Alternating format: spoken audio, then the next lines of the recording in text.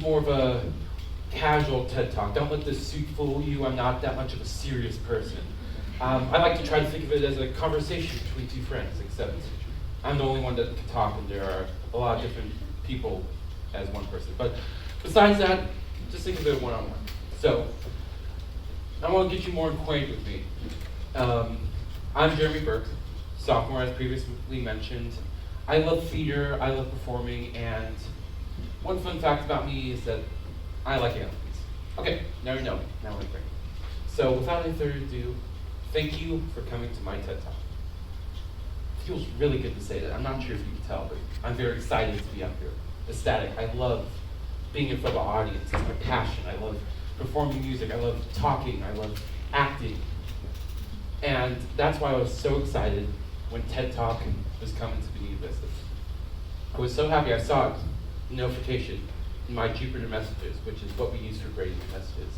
I open it, I see the link, and I see the theme is mosaic. And I had no idea what it was. Not a single clue. I'm like, I started stressing out. I'm like, oh no, I'm going to embarrass myself in front of all my cool audience friends, and I'm going to completely fall. But then I started calming myself down, and I started where any good research starts, Google search engine. So I searched up mosaic because I knew what it meant. Though I know this looks bad, but I know what mosaic meant just to get the ball rolling. It said something along the lines of, a mosaic is an art piece deprived of many solid objects, often ceramic, glass, rocks, and often very colorful. I'm like, great. Still got nothing. So I started to think of more the idea of mosaics. This idea of bringing the mundane, the glass we look through, the rocks we walk on, the ceramic that lines our bathrooms, and using that in numbers and making art out of it. And in essence, that's all that art really is. Taking the mundane, taking the overlooked, taking any small aspect of life, and putting it on canvas, using it in numbers, using it in unique ways. And this way of thinking, this way of looking at life as an art piece waiting to happen, is such an important vision to have. And it's a vision I see less and less of today.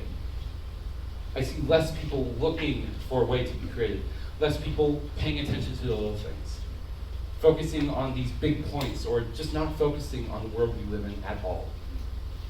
And it's pretty scary. And this isn't just a speech about how to be more creative or more artsy or more artistic. It's a way of looking at life that I'm sure could help every single one of you in the audience. I see people, especially the peers around me, being so distracted, so blinded by the stresses of life, by their phones, by distractions, by so many things that get in our way. And they are ignoring these beautiful little things of life. And believe me, I get it. I'm in school, I'm entering my junior year next year, the big year, getting ready for colleges, getting ready for all this grand stuff, finding your passion, finding out what you want to do. And it gets stressful. And I go on my phone. I have been using it more as a crutch, as many other people in my grade and in my school. And technology is necessary, but it's so easy to become addicted. And I know it's a tale you've all heard many times before. Addiction is bad, don't get addicted, be conscious mind, enjoy the little things, blah, blah, blah, blah, blah. But it's so important. 46% of adults are on Instagram, 63% on Facebook, and around 80% on YouTube. And that is not even counting the teens that are using it more as a crutch. And it's such a silent killer. It kills creativity. I know I like writing music, but I also know when I use my phone as a crutch, I am dedicated to that, and it takes me away from everything, school, arts. Okay. I'm going to ask you all something. I want you to think of the last time you really lived, last time you felt happy in life, you really felt joy and really loved living. You're gonna give you some time? Good. Presuming you got it.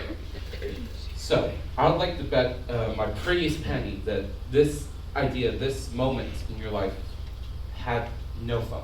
You weren't staring at a screen during it, you weren't stressing about school, stressing about life, everything felt so far away.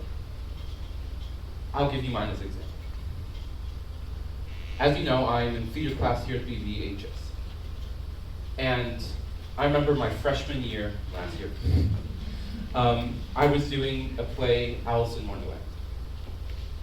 I had 2 roles, and it was some of the most fun I've had in my life. I remember that last performance, where I was standing on this very stage, just around here, front row, and I took a bow. And I remember feeling everything was so far away. I remember feeling so happy, so pleased with life. These moments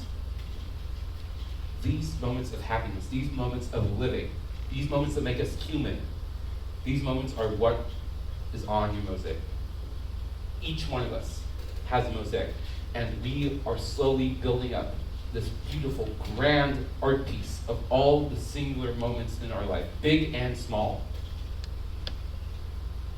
But the fact is, when you are distracted, when you have stress in your life, when you are busy on your phone, you are not making these moments. You are not living. And art helps us live. Art shows that we're human. And there is beauty everywhere. There is beauty in so many places. And it's difficult when I see people living day to day. I get that stress happens, I get that life happens, but there are better ways to face it. For me, when I started this TED Talk, I started a journal. Journal where I wrote down song lyrics, drawings, ideas, whatever, just not on my phone. And I looked for these little things every day. I challenged myself to look for one small thing about the world I love and do something about it. It has helped me be more creative. And I think I see the world in such a great lens that whenever I'm feeling sad, whenever I'm feeling down, I pay attention to the beauty that life has to offer.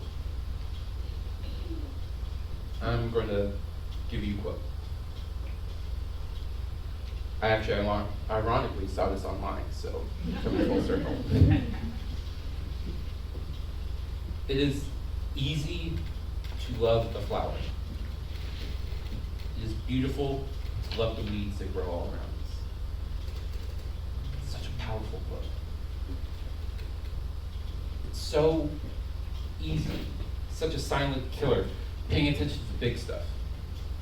Paying attention to what's right in front of us, these big things, waiting for one moment to the next.